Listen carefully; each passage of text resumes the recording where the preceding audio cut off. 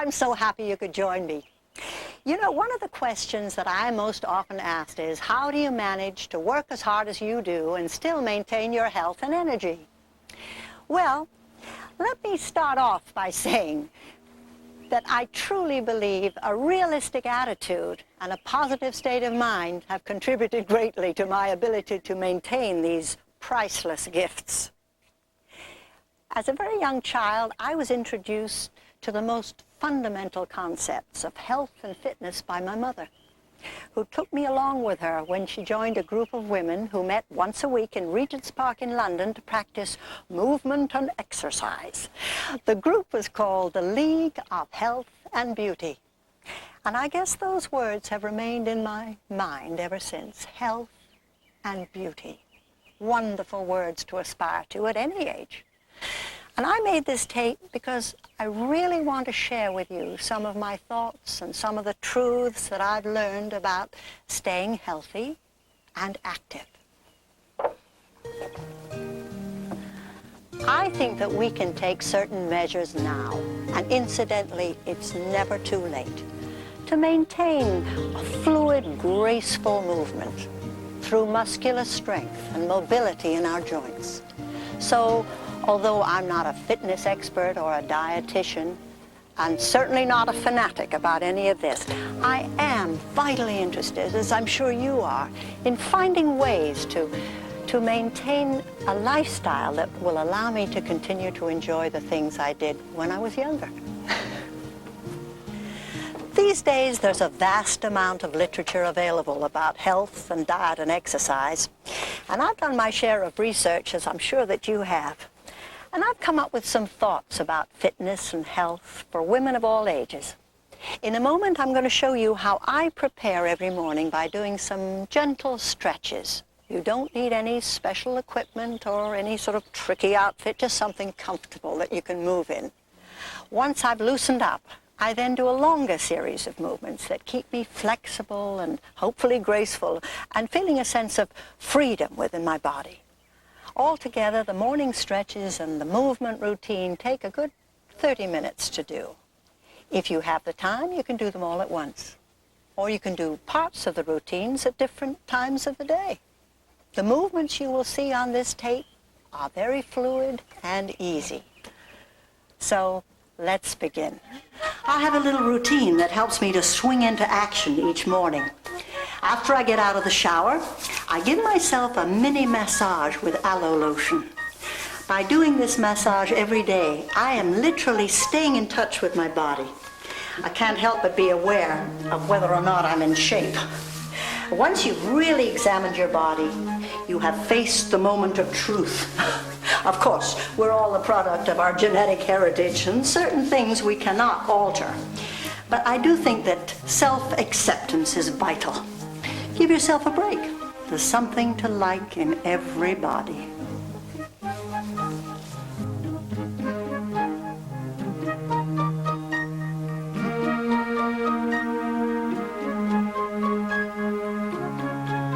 I take these few moments to focus on the day ahead.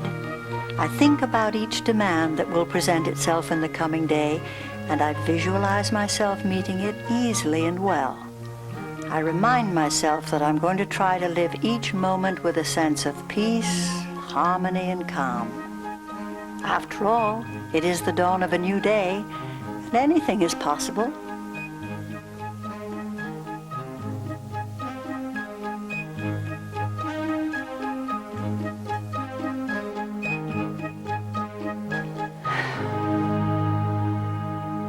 Let's begin with some morning stretches.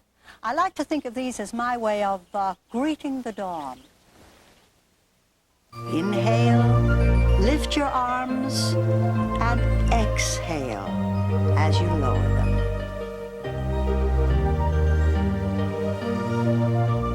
I'm only turning to demonstrate this move for the camera. You can do it in one position.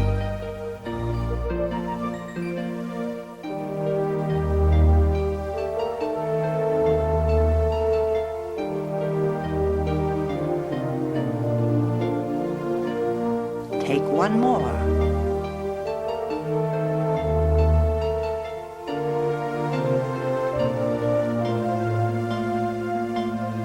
Now bend your knees and clasp your hands together, pushing down.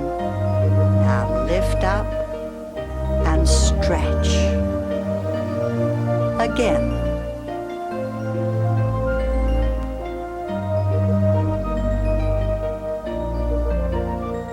Now open your arms and reach to the side. Don't arch your back. Feel that nice long stretch through your waist.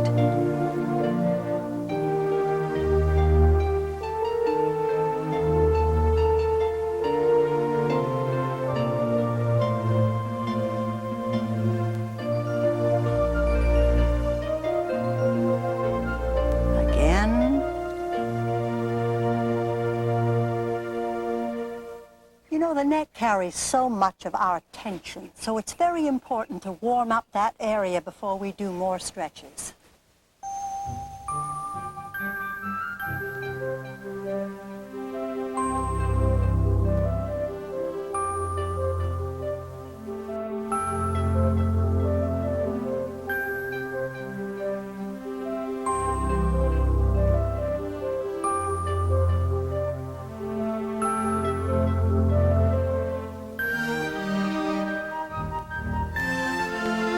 More loosening up for the neck. Sometimes my neck feels like a barn door when I do this. I make sure that my head doesn't fall backwards when I do it.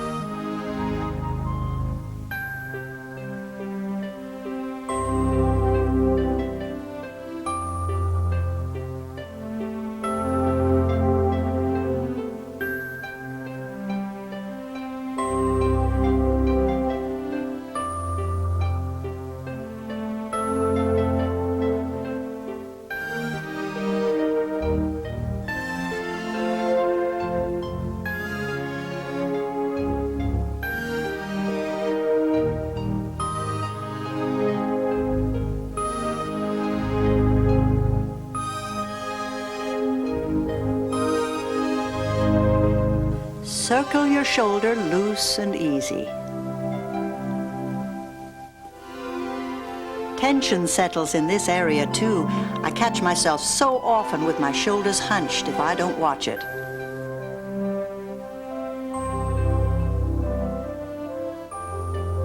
Now circle it the other way.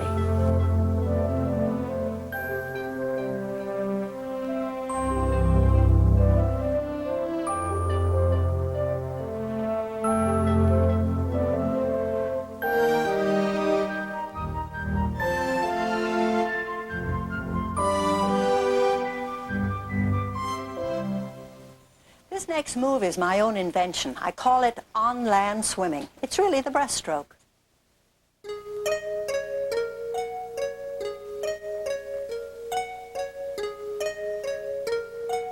It's just a great way to open up the shoulders and neck.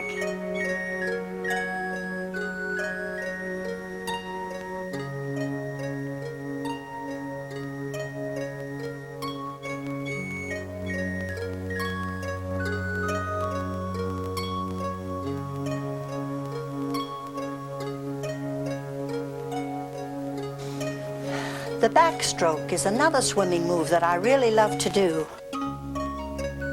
Reach back and let your head turn and follow your arm. About this time, I'm beginning to feel a great sense of release and exhilaration, and with that comes optimism for a good day ahead. I make a concerted effort to banish any destructive attitudes I might have had about the day in front of me.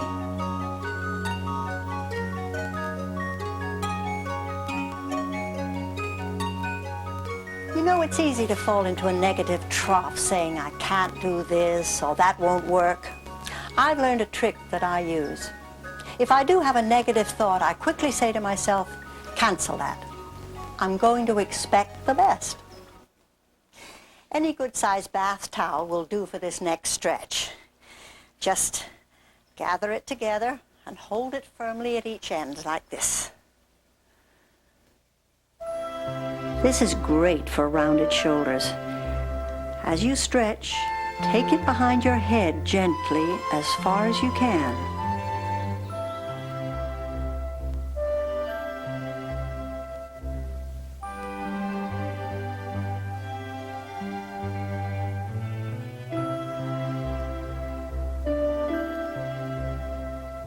Turn your head to the side as far as it will go, and try to keep your chin level. This loosens up the neck, which we abuse all day when we talk on the phone or drive in traffic. Now imagine you're an archer with a bow and arrow. First one elbow down, reach on a diagonal, then the other.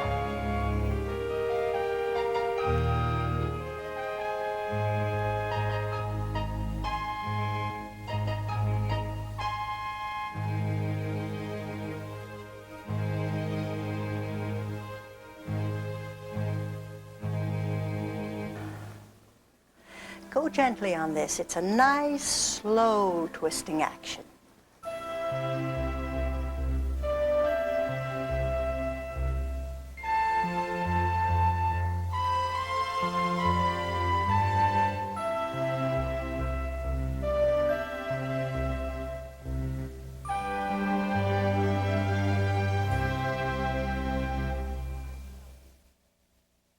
I love this stretch. I really feel as if I'm getting circulation going in the back of my neck and in my back.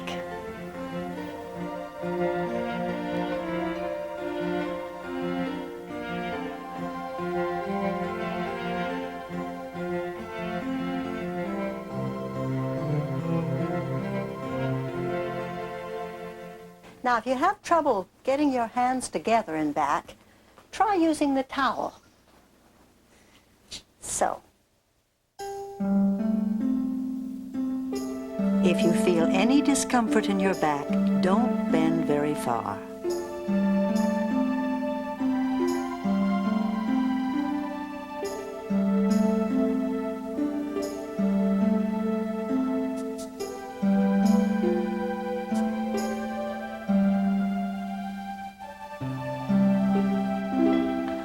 Find a spot to rest your hands at a comfortable height.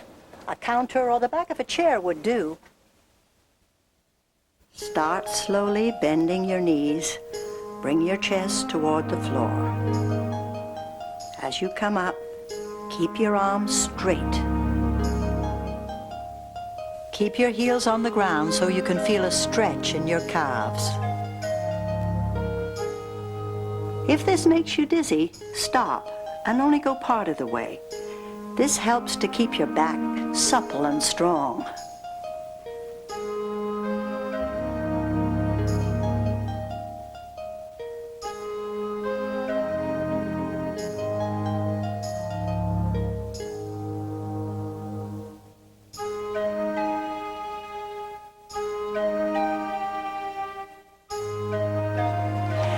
With all the dancing that I've done, you know, balance is the key. And balance starts with the feet.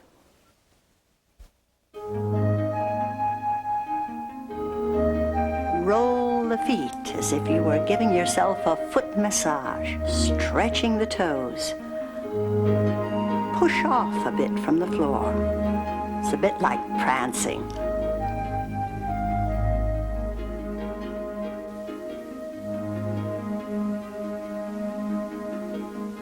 Now, you can do this calf stretch anywhere, against the refrigerator or leaning against the wall. I do it whenever I think of it during the day.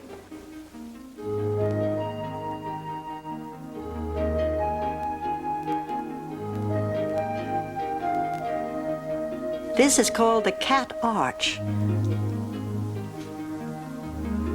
Lift up, let your back arch, and then round your back.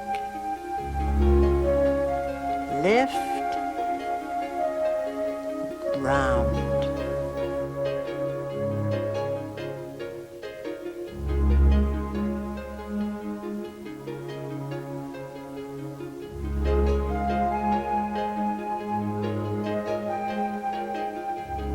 Now, as you finish, push back, keep your knees slightly bent, gently and easily roll up. Your head is the last thing to come up. Lovely.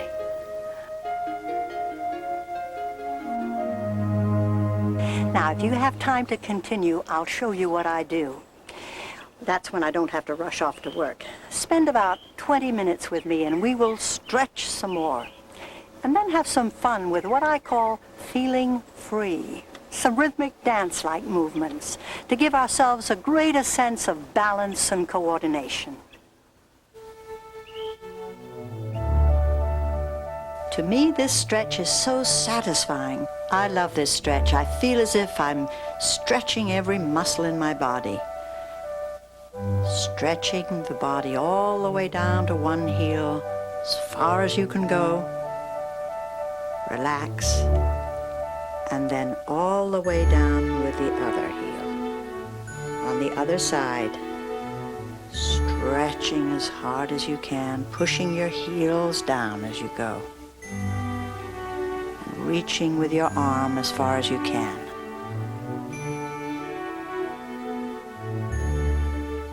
About 4 or 5 of these feel just great.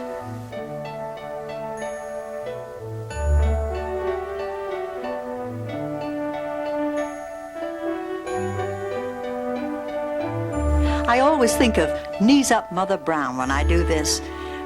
Gently does it though. This may take a bit of easing into. Slowly let your knees drop, one side then the other.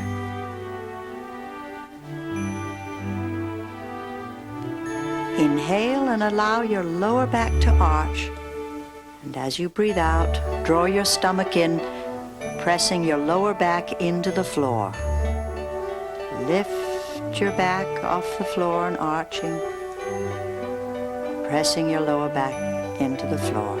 Keep your knees bent. Now lift the hips off the floor, hold it there for a moment, breathe out as you roll down. Lift, hold for a moment, breathe out as you roll down.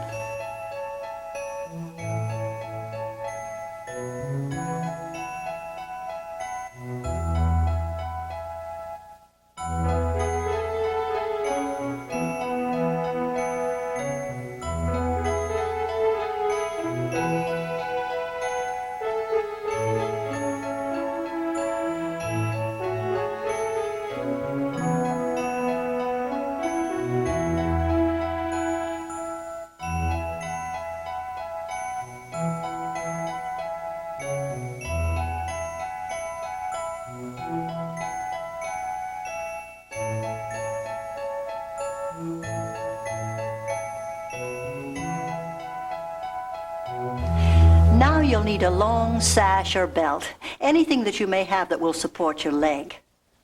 Place the sash around the ball of the foot. This move will help to keep flexibility in the legs and hips. Slowly push your leg out, about an inch above the floor. Now lift it up and hold for a minute.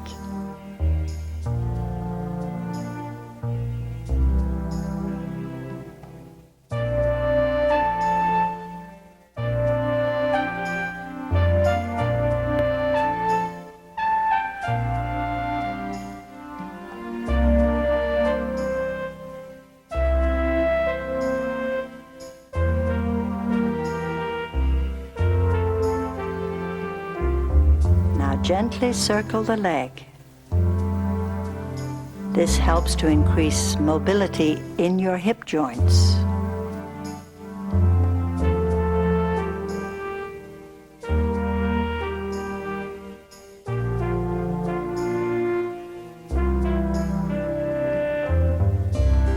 Now point and flex. Point and flex.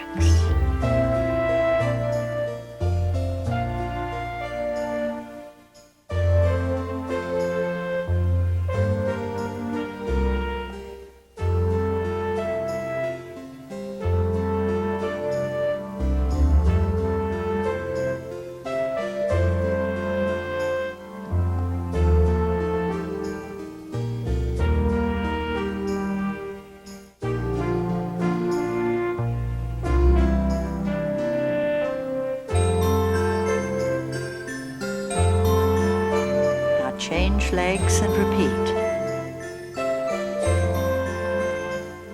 Push and lift, push, and lift.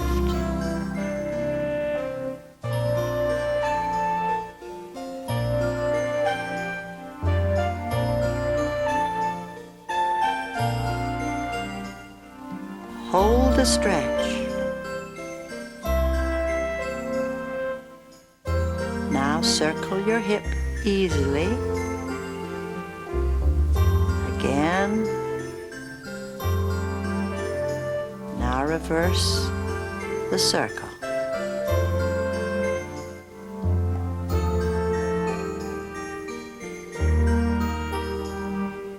Point and flex. Point and flex. Point, flex. One more time.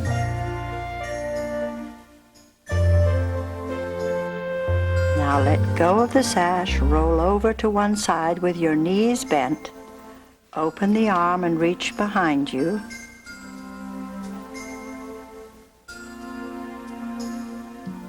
Back and forth.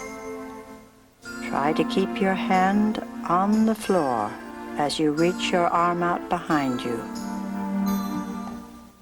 Turn your head and let your eyes follow your hand.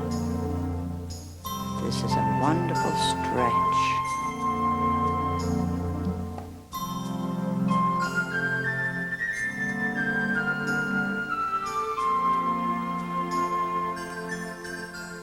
Circle your arm around.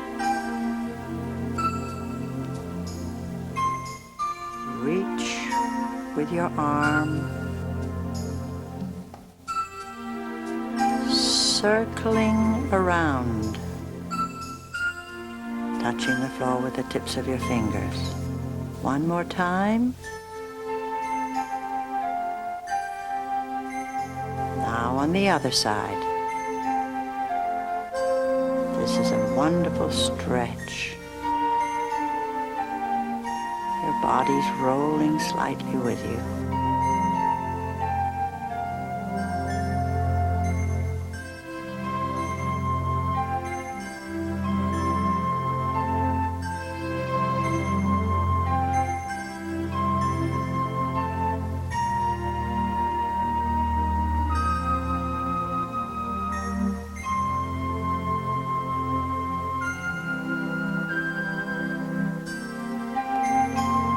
The other direction.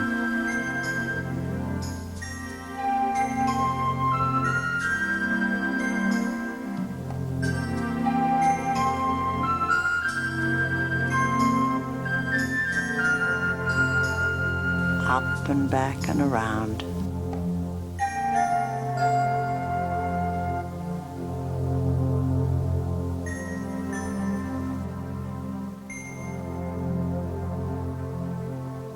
Sit as upright as you can, and if it's more comfortable, try putting a small pillow under your fanny. Legs apart, not too wide, just comfortable. Reach from the side, circle your arm, reaching, bringing up your other arm, arms down to the side back, and lifting your chest.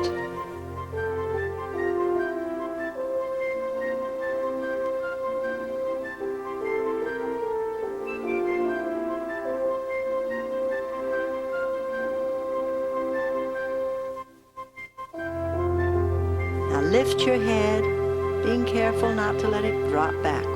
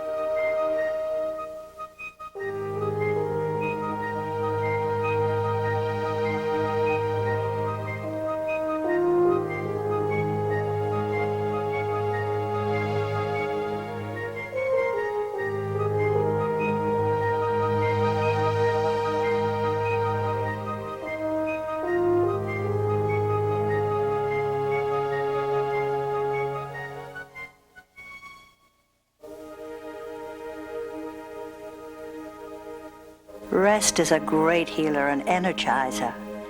If you're feeling under the weather, skip a day of exercising. Relaxation in a guilt-free mood will do wonders. Incidentally, this is a great way to rest. The back of a sturdy chair is good for this move. Stretching out through one hip,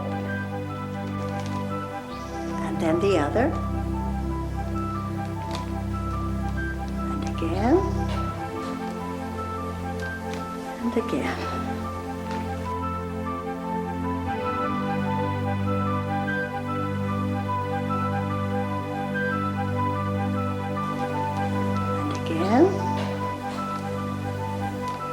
And again. Now this move is for your tummy. Pull your tummy in.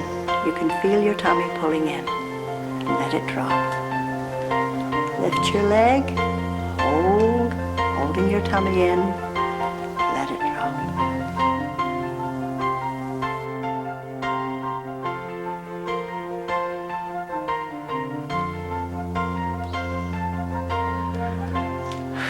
Around this time, I usually feel an inch or two taller. You know, our feet and ankles take a beating in the course of a day, and circling them like this loosens them and gets the blood circulating.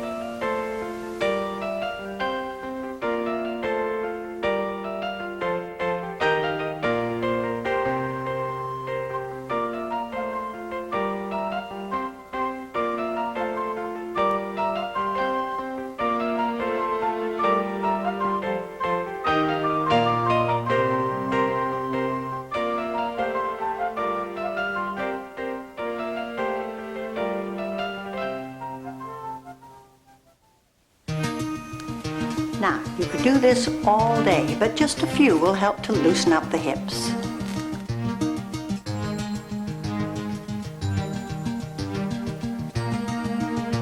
Your leg doesn't have to be straight for this. Let your knee be bent slightly. Later on, we'll do it with the leg straight.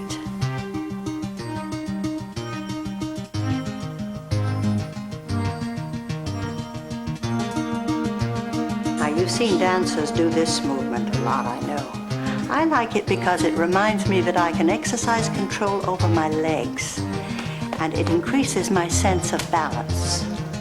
I do have some arthritis, and there are times when it hurts me to walk, but I try not to let it show. And these stretches we've just done help me enormously.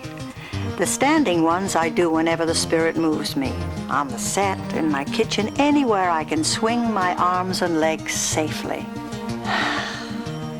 Now I'd like you to come along with me and enjoy just moving freely.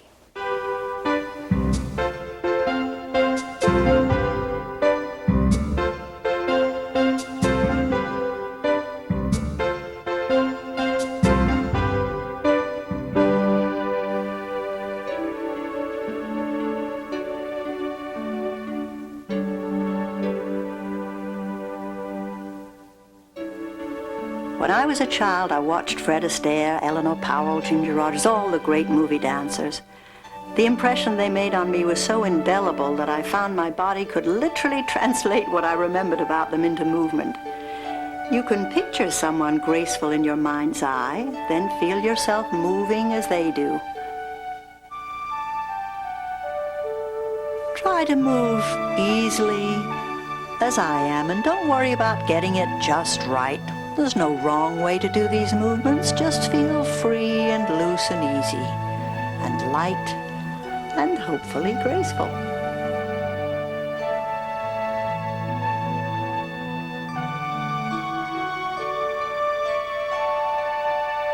When I first began dancing as a child, the Isadora Duncan school of Greek dancing was all the rage, and we would prance around wearing those funny little tunics.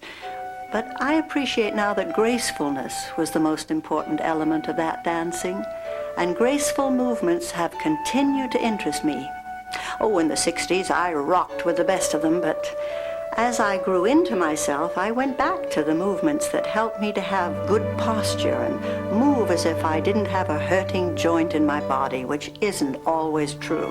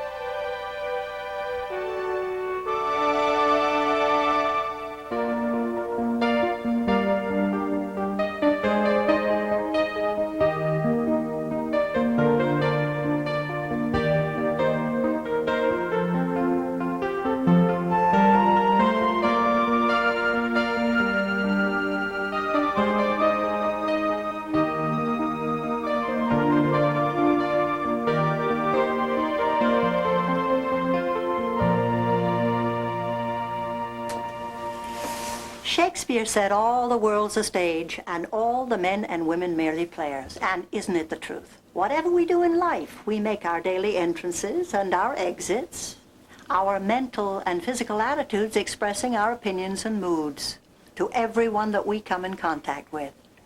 Here's an example. I often illustrate a thought with a gesture, such as, have a piece of chocolate cake, or won't you have a seat, instead of have a seat. Because I truly believe the way we use our body language can make a tremendous difference to other people's reaction to us. And in some instances, it can actually be the difference between success and failure. Now, this technique works in the theater, so why not apply it to our everyday lives? If our bodies and minds can communicate warmth and strength, we're far more likely to succeed in keeping our heads above water and less likely to get bogged down in some of the garbage and aggravation of everyday life. I guess we all agree that walking is the greatest exercise in the world. If I'm forced to do something sedentary, such as studying lines or talking on the phone, when I've finished, I'll take a walk around the garden or just down the street, just to get myself moving again. Even a short walk can balance those parts of the day when you have to sit. Thank goodness walking doesn't require any special gear, just a pair of comfortable shoes. And if you live in the Sun Belt, sunscreen, that's very important. About 15 years ago, when I did MAME on Broadway, I put on quite a bit of extra weight. All the dancing that I was doing on stage wasn't enough. I guess it didn't make up for those big after-theater suppers I was eating. What helped me to lose the weight more than anything was that I began walking all over New York. And you know, when you walk to lose weight, it doesn't just come off the legs either. You'll find yourself getting trimmer all over. Before and after a good walk, try to stretch out your calf muscles, and they'll be less likely to cramp up and hurt you later. That feels good.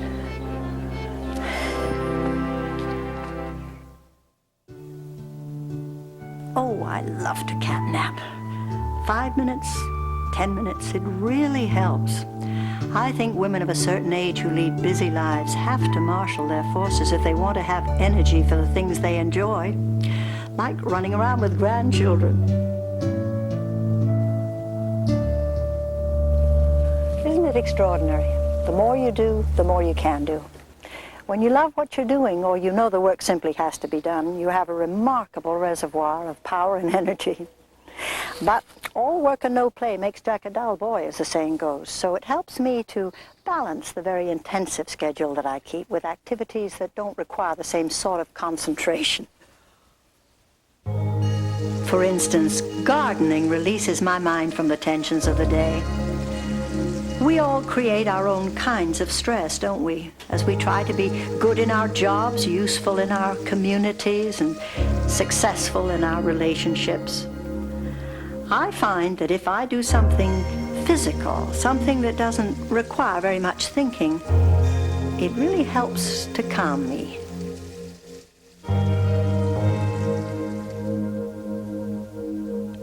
Sewing, you know, is an activity that requires a great deal physically, and I love it.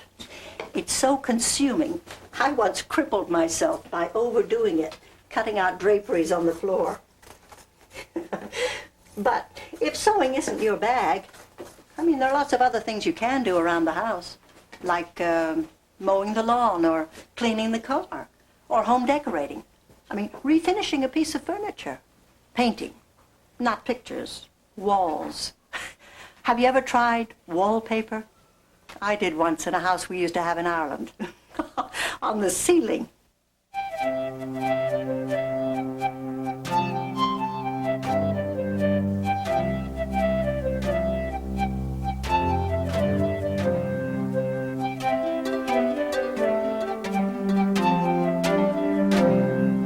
I love to bake bread. I make one that we call Angie's Power Loaf. It's a yeast bread, and it's full of whole grains and the most marvelous things. And I love the way it makes the kitchen smell. Did you know that in researching the value of everyday activities, Doctors have proven that puttering is actually valuable for your health and contributes to your longevity.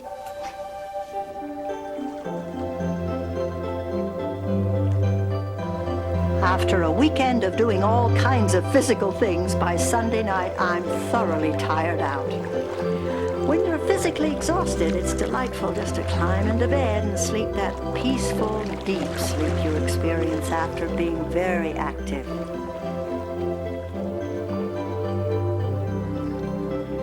We're all the victims of a barrage of health and diet information. Every newspaper and magazine that you pick up tells you, don't do this, do that. It can be so confusing. I'd like to pass on to you some of the conclusions that I've come to after many years of trying various ways to reach and maintain some kind of ideal weight. I'm comfortable at the weight I am now, but I haven't always been. A few years ago, after the first season of Murder, She Wrote, I got quite sedentary and overweight. Worse still, I kind of sunk into my expanded body, and I said to myself, well, this is the way I am.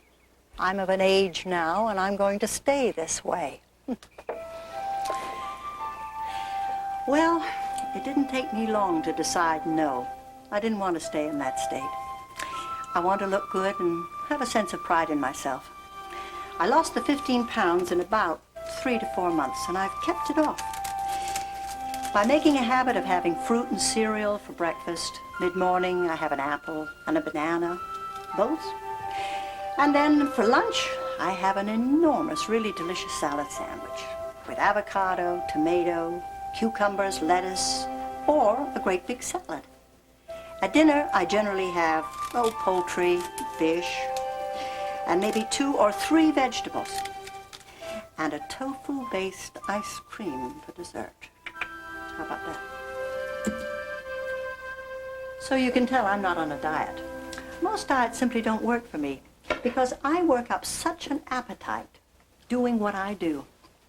The way I eat now, quantities aren't that important. And I know that it's okay to fall off the food wagon from time to time, knowing that makes it easier for me to eat sensibly 80% of the time. You know, bike riding is a lovely way to get around. For me, it provides one of the greatest feelings of release. It's like floating, feeling a breeze in your hair and no sound, just the whir of the bike wheels. Of course, I'm not talking about being hunched over a European racing bike with skinny little tires and a seat that feels like torture. No, there are wonderful new bikes out with sturdy, wide tires, upright handlebars, and a nice, wide, almost comfy seat.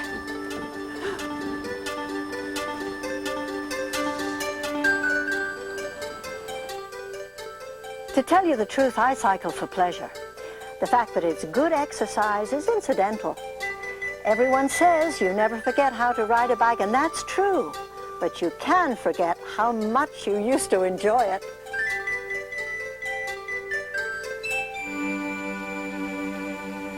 One English custom that has stayed with me is having tea in the afternoon. I may be out for hours, but around 4:30 or 5, I come in and I sit down and enjoy the peace and quiet of a nice cup of tea with a cookie. Just a little one. Oh, incidentally, did you know that tea tastes better in a thin cup? It's true. I think a lot of the little ceremonies that we like to indulge in are really throwbacks to our childhood. I know that mine are. They are reminders of my mother and the way that she and my Irish grandmother did things. With certain ceremonies, we can recreate the security and comfort we felt as children. I'm surrounding myself with a sense of being cared for, even if I'm caring for myself. For most people, the lucky ones, childhood was a terrific time. And being mature doesn't mean that you have to let those memories go.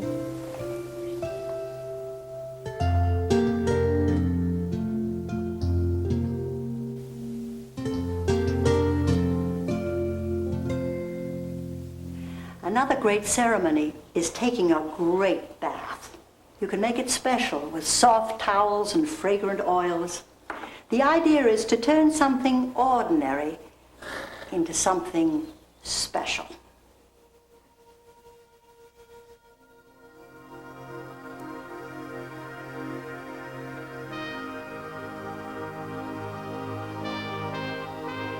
I think femininity and sexuality go hand in hand.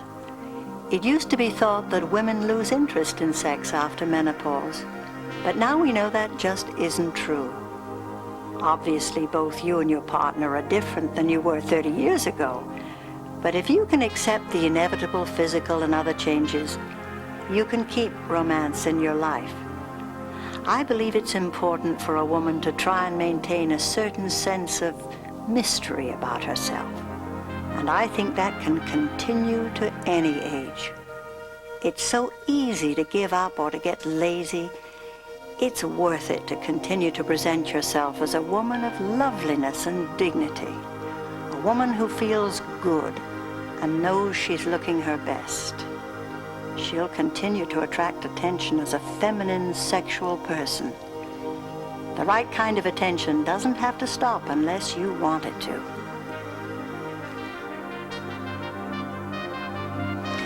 I was never considered a beauty, but theatrically I can project the illusion of great glamour, even though I'm not a glamorous woman at all.